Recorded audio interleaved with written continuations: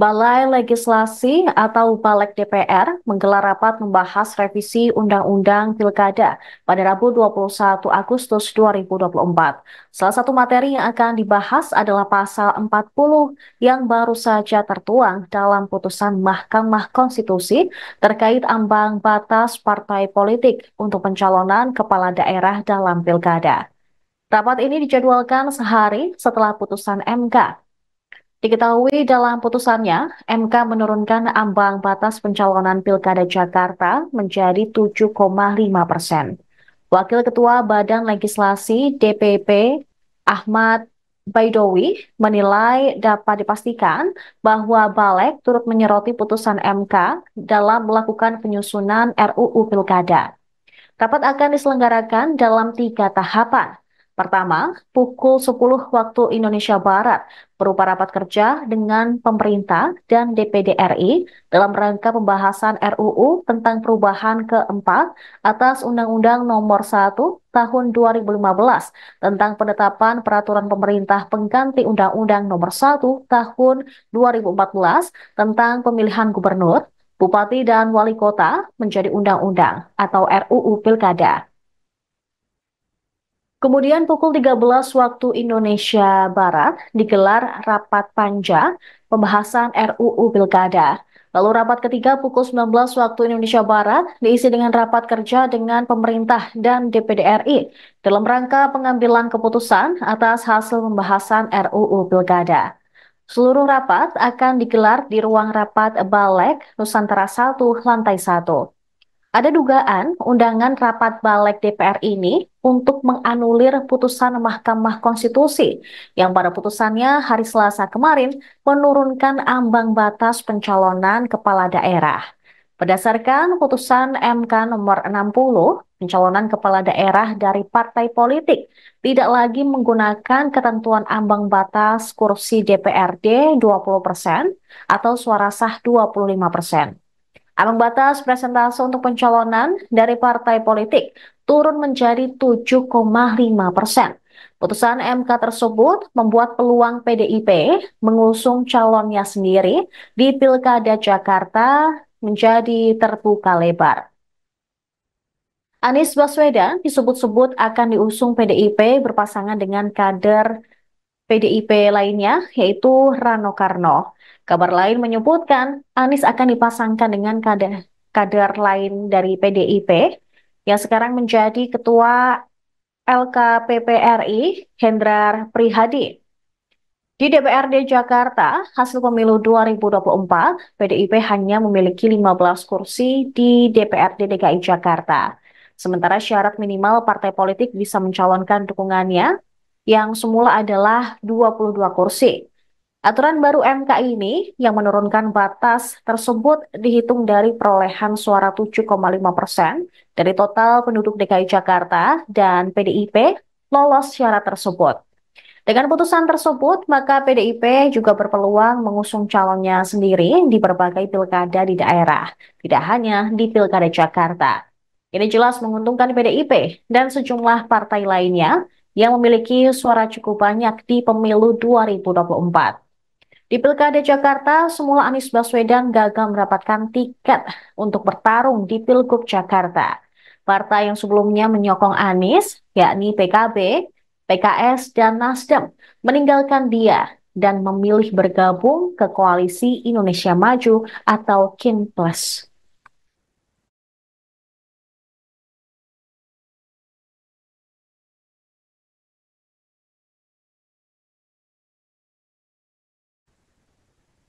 Sementara itu, PDI Perjuangan mewanti-wanti agar pemerintah dalam hal ini DPR RI tidak mempermainkan kedaulatan rakyat. Pernyataan tersebut disampaikan oleh Ketua DPP PDIP Bidang Reformasi Sistem Hukum Nasional, Roni Talapesi, saat mendapat informasi bahwa Balik DPR RI bakal menggelar rapat membahas revisi Undang-Undang Pilkada. Dia khawatir jika putusan MK untuk ambang batas dan syarat batas usia pencalonan kepala daerah yang baru saja disahkan bakal diotak-atik oleh pihak tertentu. Roni pun heran kenapa DPR secara tiba-tiba membahas RUU tersebut setelah adanya putusan MK. Terlebih putusan terbaru MK soal gugatan nomor 60 dan 70 tentang pilkada sudah bersifat final dan mengikat. Menurutnya, rencana rapat tersebut adalah upaya untuk mengembalikan peraturan sebelum adanya putusan MK. Dia pun meminta seharusnya semua pihak bisa menghargai yang telah diputuskan oleh Mahkamah Konstitusi. Roni juga meminta masyarakat agar terus mengawal proses pembahasan RUU Pilkada 2024 di Balik DPR RI yang digelar pada hari ini pukul 10 waktu Indonesia Barat. Nah, teman-teman, ini saya mendapatkan informasi bahwa ada rapat balik ya, bahwa terkait dengan revisi Undang-Undang Pilkada ya. Itu tanggal 21 Agustus 2024 dan juga ada rapat panja pembahasan RUU Pilkada di hari yang sama 21 Agustus jam 1 siang dan 7 malam untuk rapat pengambilan keputusan dari hasil RUU Pilkada. Di sini perlu kita sampaikan bahwa jangan ada pihak-pihak yang coba mempermainkan kedaulatan rakyat. Apa yang sudah diputuskan oleh Mahkamah Konstitusi melalui putusan 60 dan 70 harus kita hargai, harus kita hormati, karena disinilah kedaulatan rakyat ditunjukkan oleh putusan Mahkamah Konstitusi. Dalam hal ini kita menjaga demokrasi yang ada, sehingga informasi yang ada ini kita menyampaikan kepada para pihak agar tetap menghargai dan menghormati putusan Mahkamah Konstitusi. Pembahasannya itu yang dibalik itu RUU Pilkada. RUU Pilkada. Iya. Artinya untuk menghambat putusan Ya, kita lihat kan kok tiba-tiba ada RUU Pilkada. Dalam hal ini kan tidak ada. Padahal kan sudah diuji di Mahkamah Konstitusi, kok tiba-tiba ada RUU Pilkada. Yang dikeluarkan PDIP apa pasal-pasal yang mendukung? Ya, kita lihat bahwa sudah sangat jelas putusan 60 dan 70. Di situ sudah jelas ya, komprehensif juga diatur terkait dengan batas ambang. Kalau kita lihat ada 7,5% di sini di DKI kita bisa usul sendiri. Kemudian di putusan 70 disampaikan bahwa batas umur itu 30 tahun sejak pendaftaran sejak ditetapkan. Pendaftaran dan ditetapkan. Dalam hal ini kalau seandainya RUU Pilkada menyasar lagi ke hal tersebut, menurut saya di sini rakyat harus bersikap. Berarti ada dugaan kalau nanti RUU Pilkada ini akan kembali mengakomodasi batas usia minimal calon gubernur? Ya, kami menduga seperti itu, ya kan? Kok tiba-tiba ada agenda RUU Pilkada ini? Ya, teman-teman media tolong kawal semuanya. Kita mengajak semua rakyat Indonesia untuk kawal demokrasi yang kita cintai. Oke. Nah, teman-teman, ini saya mendapatkan informasi bahwa ada rapat balik ya, bahwa terkait dengan revisi Undang-Undang. Partai Umat buka-bukaan soal komunikasinya dengan Anies Baswedan terkait Pilkada Jakarta 2024. Ketua Bapilu Nasional Partai Umat, Taufik Hidayat, menuturkan pihaknya sempat menemui Anies pada Jumat 16 Agustus pekan lalu atau 4 hari sebelum putusan Mahkamah Konstitusi terkait ambang batas pilkada. Pertemuan dengan mantan Gubernur DKI Jakarta itu membahas soal dukungan Partai Umat kepada Anies jika kembali mencalonkan diri sebagai gubernur di Pilkada Jakarta. Anies disebut juga menyambut baik dukungan dari Partai Umat. Taufik pun berterima kasih kepada Mahkamah Konstitusi karena mengabulkan gugatan soal ambang batas pilkada tersebut.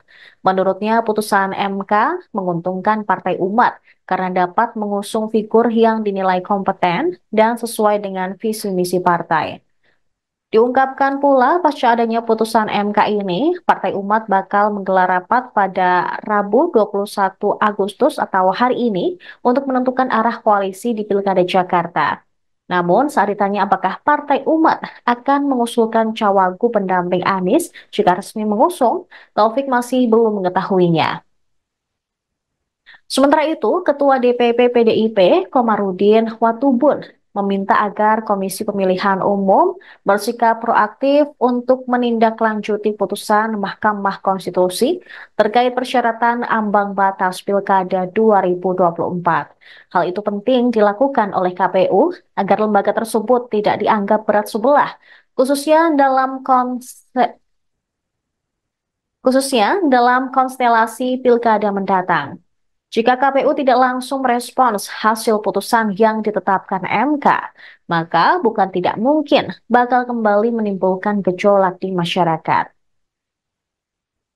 Pada sidang kemarin, Mahkamah Konstitusi juga memberikan ultimatum kepada KPU jika tetap meloloskan calon kepala daerah yang tidak memenuhi syarat pencalonan dalam Pilkada serentak 2024. Nantinya jika KPU tidak mengikuti pertimbangan yang telah ditentukan, maka MK dapat membatalkan calon kepala daerah dan wakil kepala daerah pada sengketa Pilkada mendatang.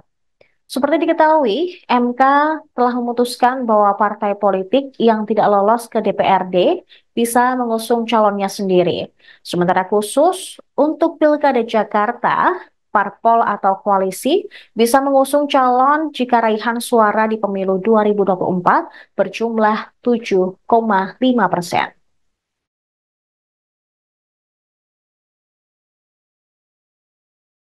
Download Tribun X sekarang, menghadirkan lokal menjadi Indonesia.